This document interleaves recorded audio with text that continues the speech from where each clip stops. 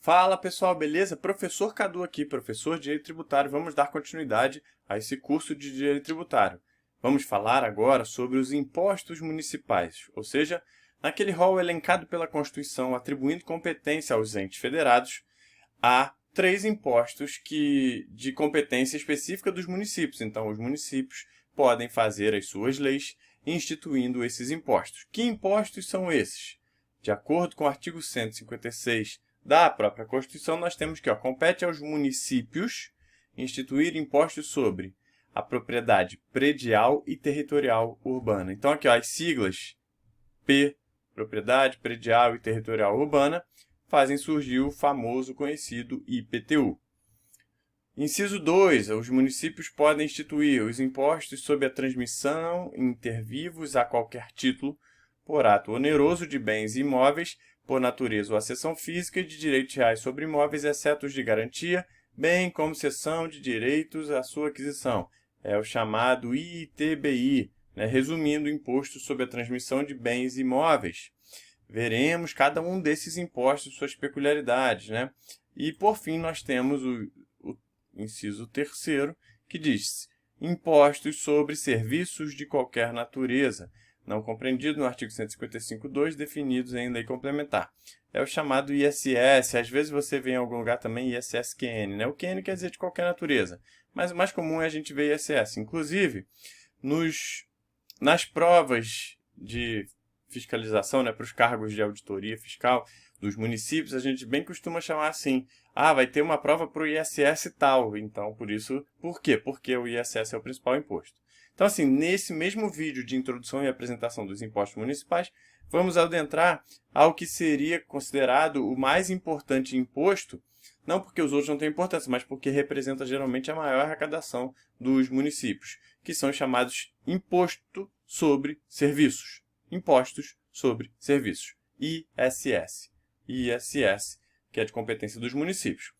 Então, a gente vai ver aí as características do ISS. Lembrando que uma das coisas principais que a gente vai ver é identificar a lei complementar que trata sobre as regras gerais de fato gerador, base de cálculo e contribuintes do imposto. E no ISS não é diferente. Então, compete ao município instituir impostos sobre, inciso 3 do artigo 156 da Constituição Federal, serviços de qualquer natureza, por isso, muitas vezes chamado de ISS-QN, QN de qualquer natureza, não compreendidos no artigo 155.2, definidos em lei complementar. Então, assim, os serviços de qualquer natureza serão definidos em lei complementar. Vamos falar sobre isso. Mas antes, eu quero apresentar a você essa diferenciação aqui, não compreendidos no artigo 155.2.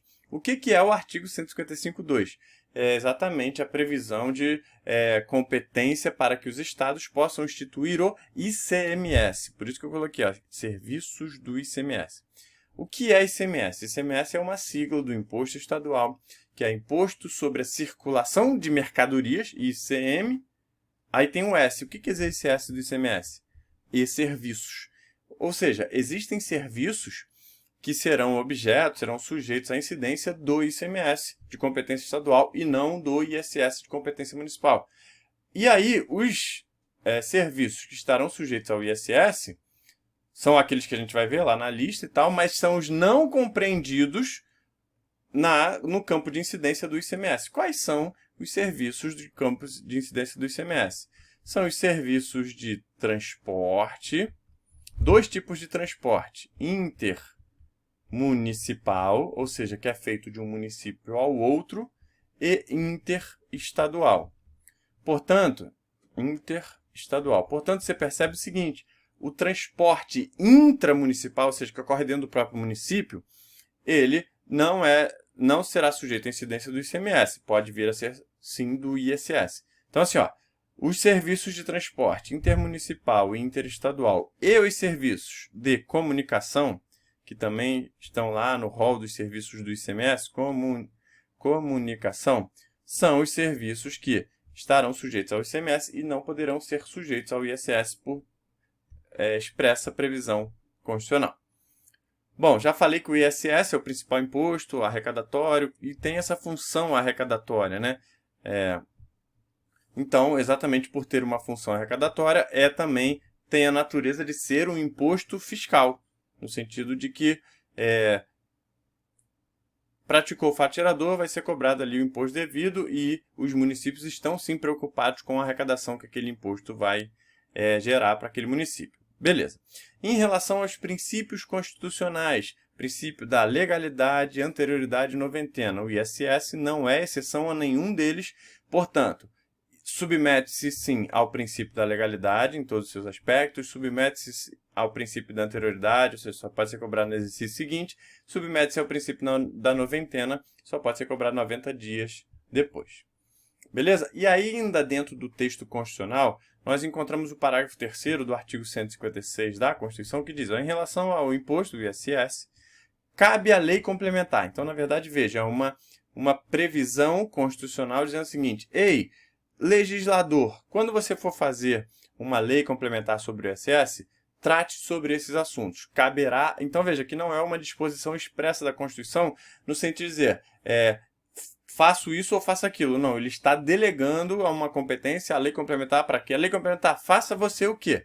Fixe as alíquotas máximas e mínimas. Então, uma lei complementar tem que dizer quais serão as alíquotas máximas e mínimas aplicáveis ao ISS, lembrando que na verdade, assim, a alíquota será definida por meio da lei municipal que instituir aquele imposto, aquele ISS. Beleza? Tudo bem. No entanto, a lei complementar vai determinar máxima e a mínima. 2. Excluir da sua incidência exportações de serviços para o exterior.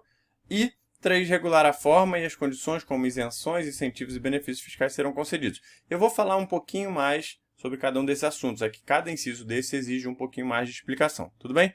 Beleza, e aí o que eu trouxe aqui? Lembrando, né? De acordo com o dispositivo constitucional, a lei complementar deve versar sobre fato gerador, base de cálculo e contribuinte dos impostos. E aqui, o que vai atender também, além desse dispositivo, o que está previsto aqui no parágrafo 3º do artigo 156 aí da Constituição, é a chamada Lei do ISS, que é a Lei Complementar número 116 de 2003, com as suas posteriores alterações, né? Que dispõe sobre o imposto sobre serviços de qualquer natureza de competência dos municípios e do Distrito Federal. Então, veja, toda vez que um ente municipal resolver instituir o ISS ou fazer qualquer coisa em relação ao ISS, uma lei sobre ISS, deverá respeitar os dispositivos constitucionais e deverá respeitar também os dispositivos da Lei Complementar 116, que é considerada regra geral sobre o ISS. O artigo 1º dessa lei complementar traz o que vem a ser considerado o fato gerador. Diz assim, o artigo 1º, o imposto sobre serviços de qualquer natureza, de competência dos municípios e do Distrito Federal. Por que do Distrito Federal? Porque, lembrando, né, o Distrito Federal tem a competência para instituir os impostos estaduais e municipais também.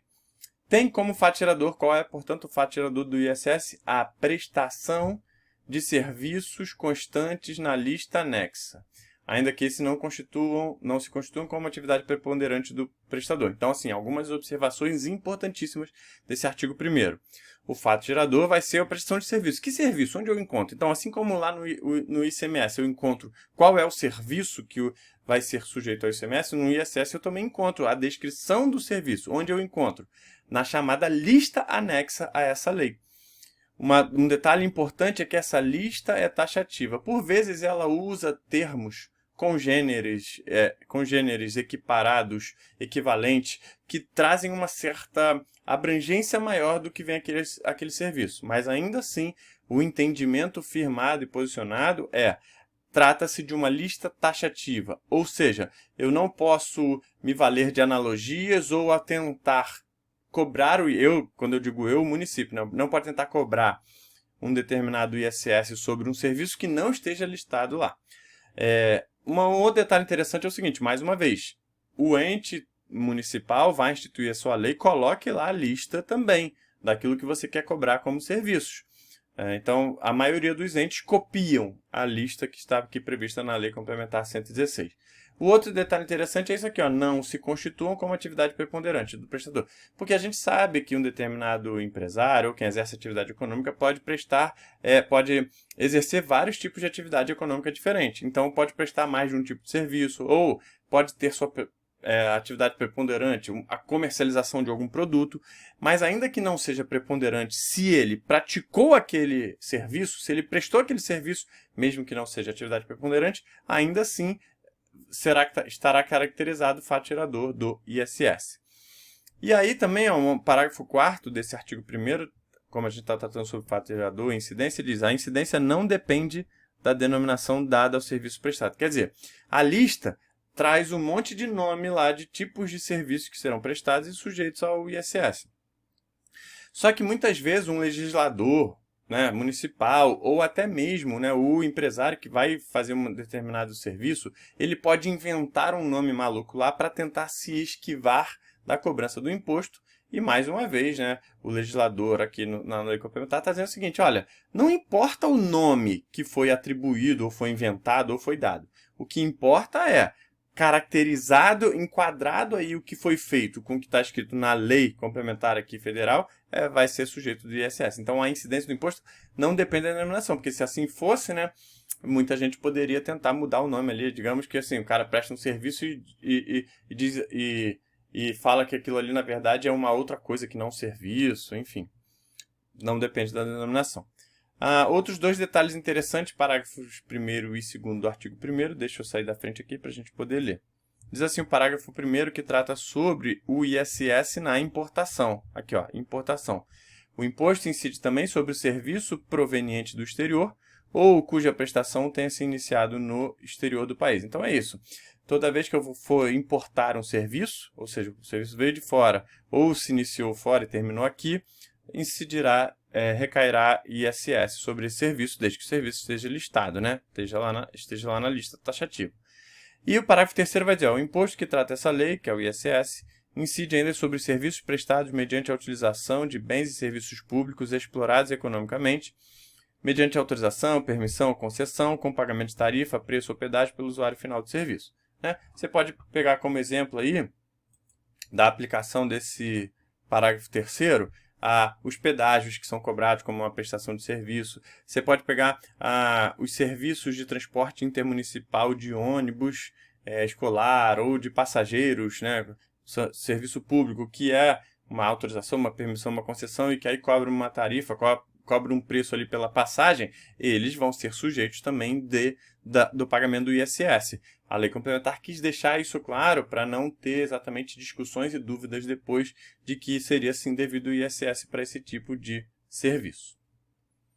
Bom, um parágrafo 2º ele é extremamente importante e cai muito nas provas, que é o seguinte, ó, veja, lá no primeiro slide a gente falou sobre a distinção do tipo de serviço que vai submeter o ISS e tipo de serviço que vai submeter o ICMS, ok?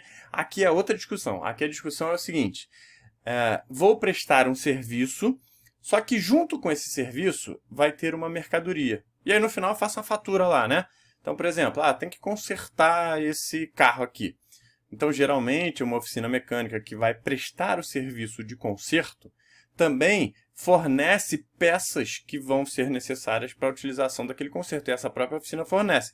Então, ao final daquele conserto, ela vai dizer, fiz um serviço e entreguei uma mercadoria. Ora, então surge a discussão. O que será devido nesse caso em que eu tenho uma única fatura lá, uma coisa que aconteceu que envolve os dois serviços e mercadoria. Então, quer dizer, eu tenho a prestação de serviço com também o fornecimento da mercadoria. O que será devido? Né? O valor é total. Está aqui, 2.000. Foi 1.000 de serviço e 1.000 de mercadoria. Mas quando que será devido o ISS? Quando será devido o ICMS? É aqui o parágrafo 2º define isso. Então, a gente vai falar das situações previstas aqui. E agora, nesse slide, é só sobre serviço mais mercadoria. Então, ressalvar as exceções expressas na lista. Os serviços nela mencionados não ficam sujeitos ao ICMS, ao Imposto sobre Operações Relativas à Circulação de Mercadoria e Prestação de Serviço de Transporte Interestadual e Intermunicipal de Comunicação, que é o ICMS. ainda que a sua prestação envolva fornecimento de mercadoria. Então, vamos lá. Serviço mais mercadoria e está na lista. O serviço está previsto lá na lista como um tipo de serviço. Mas mesmo assim forneceu mercadoria. Aí vem lá uma fatura final. Será devido o quê? Será devido só ISS. ISS apenas. Beleza. Foi feito um serviço, fornecida mercadoria. Só que não está na lista. O serviço não está na lista. Isso que você tem que aprender, tá? Nesse caso, sobre o valor total, então veja aqui, nesse caso de cima, está na lista. Sobre o valor total incidirá ISS. Agora, o serviço que foi prestado junto com a mercadoria que foi fornecida não está na lista. Existem casos de serviços que são prestados e não estão na lista. Então, nesse caso, será devido o ICMS apenas. E lembrando, nesses dois casos mesmos apenas, sobre o valor total. Tá? Valor total. Beleza. E aí eu tenho a terceira situação, que é presto serviço, forneço mercadoria, só que está na lista com ressalva. Está na lista com ressalva. Por que é com ressalva? Porque, nesse caso, a própria lista da Lei Complementar 116 prevê lá, esse serviço será devido ao ISS. Porém, quando forem fornecidas mercadorias em relação a esse serviço, faça uma ressalva e será devido isso. Aí como é que fica? Nesse caso, se for lista com ressalva, será devido o ISS pelo serviço e será devido o ICMS pela mercadoria. Então, assim, isso é muito importante para a sua prova. Professor, cai muito essa ressalva? Não cai tanto nas provas de direito tributário, não. Cai mais nas provas de legislação tributária municipal.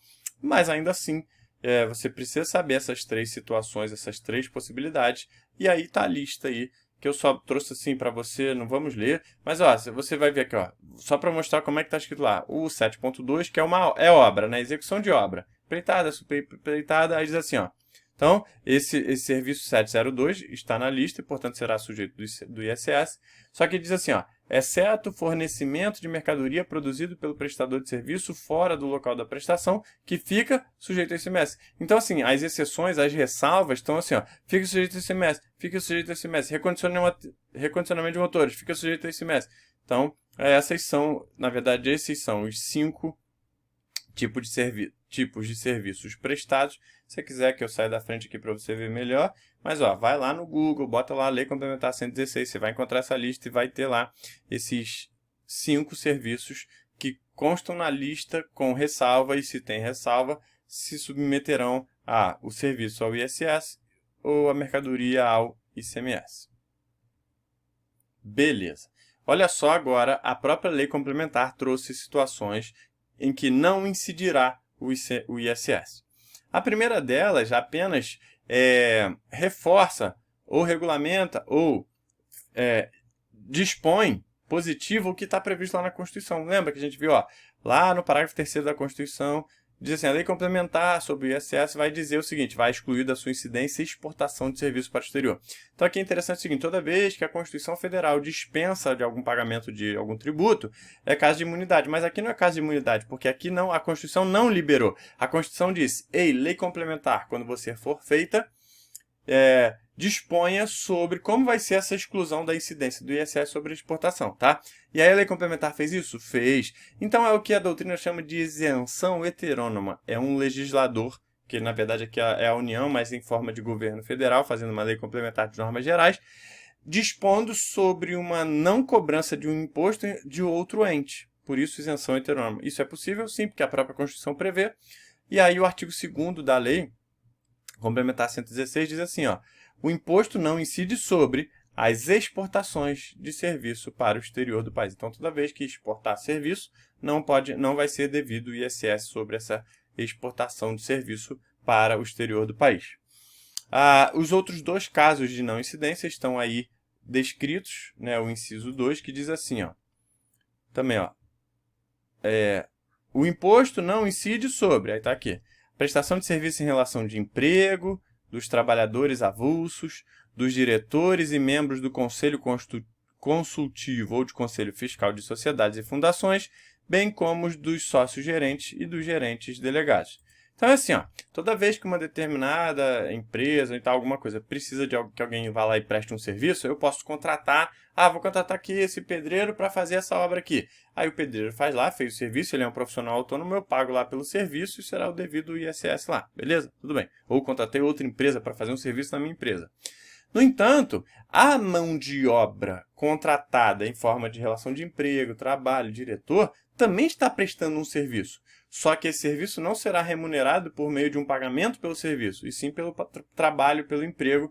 Enfim, o legislador quis deixar claro que esse tipo de vínculo não enseja a cobrança do ISS, e sim outros tipos de cobrança, porque tem outra natureza jurídica. Quem são? Relação de emprego, trabalhador avulso, diretor e membro do Conselho Consultivo, Conselho Fiscal de Sociedades e Fundações, bem como sócios gerentes e gerentes delegados.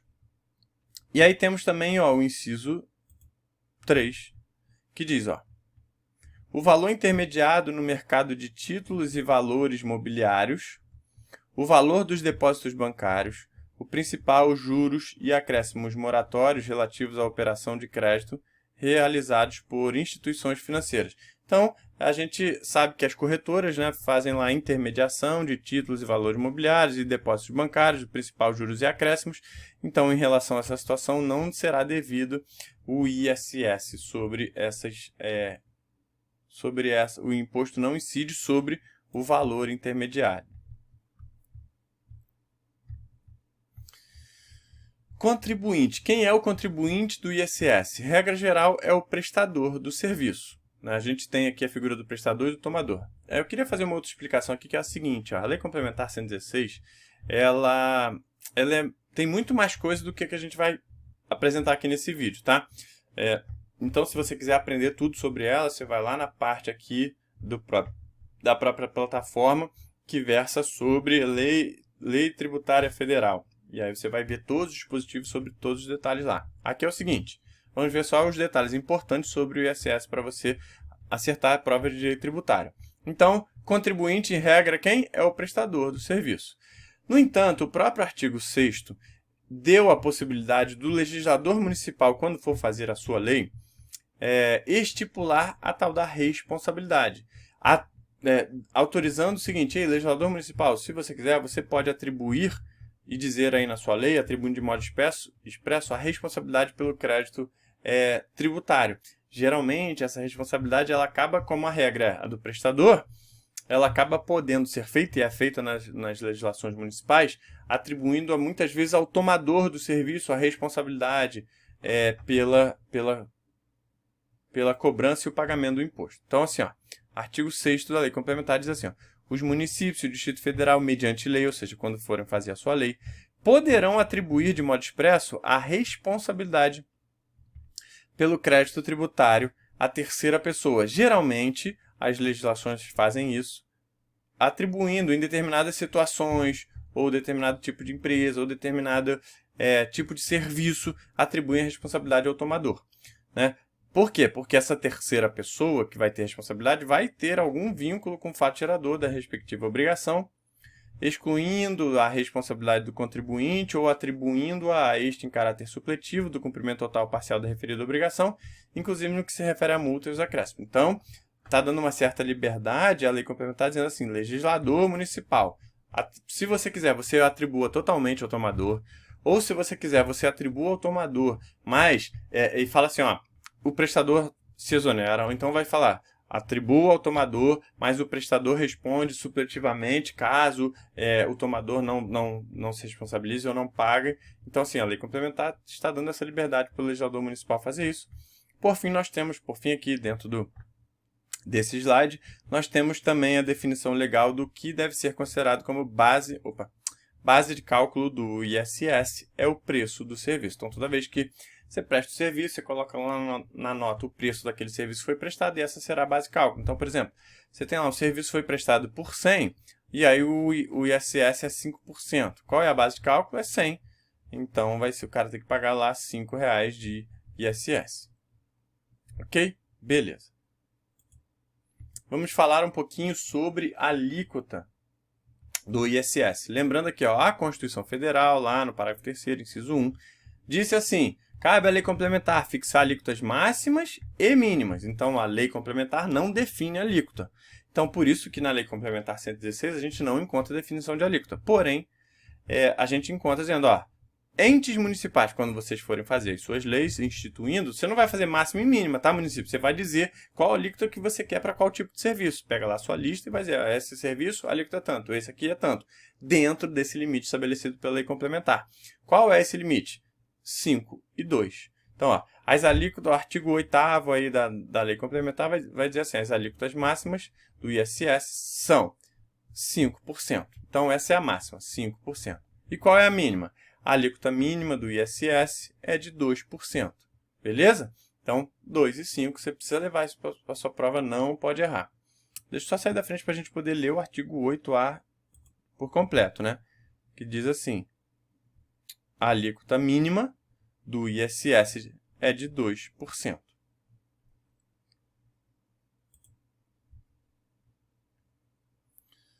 Beleza. A Constituição também falou lá, lembra? Parágrafo 3º, aí tem lá o inciso 1, 2, aí o inciso 3 vai dizer regular a forma e as condições como... A lei complementar deve regular a forma e condições como isenção, incentivo e benefícios fiscais serão concedidos e revogados. Então, nós temos aí o artigo 8º-A, parágrafo 1º, que diz: o imposto não será objeto de concessão de isenções, incentivos ou benefícios tributários ou financeiros, inclusive de redução de base de cálculo ou de crédito presumido ou outorgado, sob qualquer outra forma que resulte, direto ou indiretamente, em carga tributária menor do que a decorrente da aplicação da alíquota mínima de 2%, estabelecida no CAPT, exceto para os serviços que nele se refere, né? O de obra e transporte municipal coletivo de passageiros intermunicipal, né? Então, no caso assim, ó, o artigo 8º, parágrafo 1º, estabelece o seguinte, olha, para evitar guerra fiscal entre os municípios e determinado município falar assim, vou conceder benefício, aí a empresa se instala lá, aí o outro fala, não, meu benefício é melhor, vem para cá a empresa vai para lá.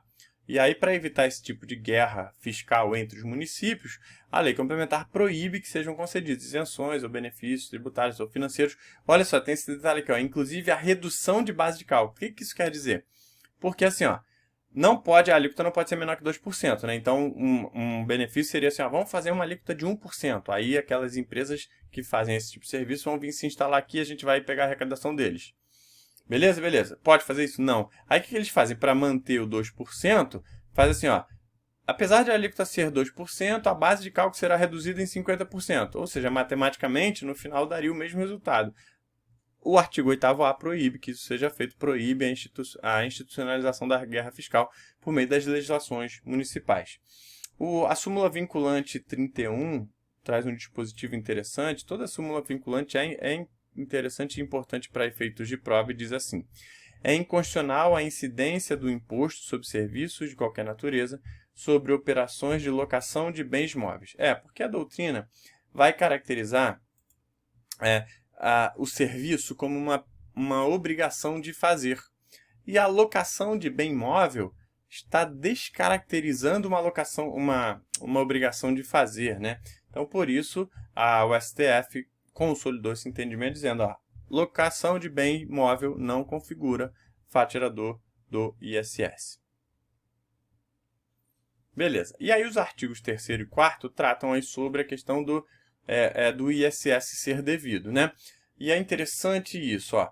O artigo 3º da Lei Complementar. O serviço considera-se prestado e o imposto devido no local do estabelecimento prestador ou, na falta do estabelecimento, no local do domicílio do prestador, exceto nas hipóteses previstas nos incisos 1 a 25, quando o imposto será devido no local. Então, veja. Poderia até ter compartilhado aqui com vocês inciso 1 a 25, mas como eu disse, não é o objeto aqui desse vídeo, porque isso vem mais na parte de legislação tributária municipal. Dentro do direito tributário, o que você precisa saber? Ora, é importante essa definição? É óbvio, porque a gente sabe que às vezes os municípios são muito perto uns dos outros. Cada um tem a sua legislação. Mas aí uma determinada empresa está instalada em um município e é possível que ela preste o serviço no outro município. Então, peraí, ela tá aqui, o prestador está aqui nesse município, mas e o tomador, ou seja, o serviço vai ser prestado em outro local. A quem será devido o ISS? Os municípios estão interessados nesse ISS? Estão. Então, é importante que a lei defina, para que não haja conflito de competência, essa situação. E a regra geral é a que está aqui no caput do artigo 3º. Lembra que a gente viu que o contribuinte é o prestador? Se o contribuinte é o prestador, a regra geral também é que eu vou cobrar desse contribuinte. Então, considera-se como prestado no local desse contribuinte, mesmo que ele tenha prestado em outro lugar.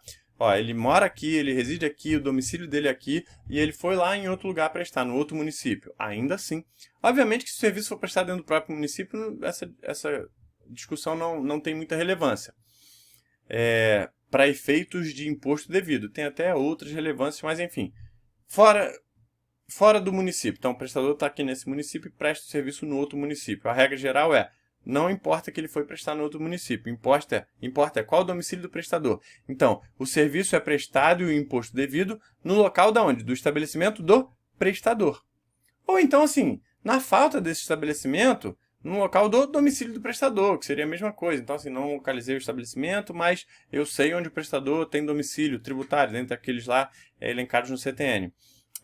Então, beleza, vai dar no mesmo. No entanto, o próprio caput prevê o seguinte: exceto nas hipóteses em que será devido no local, ou seja, o caput fala dos 25 incisos em que eu não considerarei essa regra e considerarei a regra que está prevista aqui no caso, nos incisos, dizendo, serviço tal considera-se prestado quando for esse tipo de serviço lá no local e não no domicílio do prestador. E qual é a importância jurídica disso? Principalmente a arrecadatória. Que se tem uma empresa instalada no lugar, presta um serviço desses ali elencados em outro município, o imposto será devido lá nesse outro município, tá? Então, assim, a gente não vai precisar entrar nesses detalhes, o que eu queria que você saiba é a regra geral. Já o artigo 4º diz o seguinte: como a gente está falando de estabelecimento prestador, considera-se estabelecimento prestador o local contribuinte onde o contribuinte desenvolva a atividade de prestar serviços de modo permanente ou temporário e que configure unidade econômica ou profissional. Então, assim, característica importante aqui: de modo permanente ou até mesmo temporário. O cara falar prestou uma vez só, ainda assim considera-se estabelecimento. Que configure unidade econômica ou profissional, sendo irrelevante para caracterizar as denominações de sede, filial, agência, posto de atendimento, sucursal, escritório de representação ou contato com quaisquer outros que venham a ser utilizados. Tá falando aqui mais uma vez o seguinte: não importa o nome que você deu. Você deu o nome de filial, você deu o nome de escritório, você deu o nome não sei o quê. Se for detectado que ali é o seu estabelecimento como um prestador, mesmo ele permanente ou temporário, é ali que será considerado estabelecimento prestador e, portanto, contribuinte, portanto, imposto devido. O ISS tem o condão de ser do tipo imposto do lançamento por homologação, ou seja, o próprio contribuinte apura, calcula, levanta, escritura, contabiliza, declara e paga, e aí depois fica sujeito aí à homologação por parte das autoridades. Então, é isso. É o que tínhamos para apresentar aqui sobre o ISS, Imposto sobre Serviços de qualquer natureza. Fica com Deus, um abraço, até o próximo vídeo.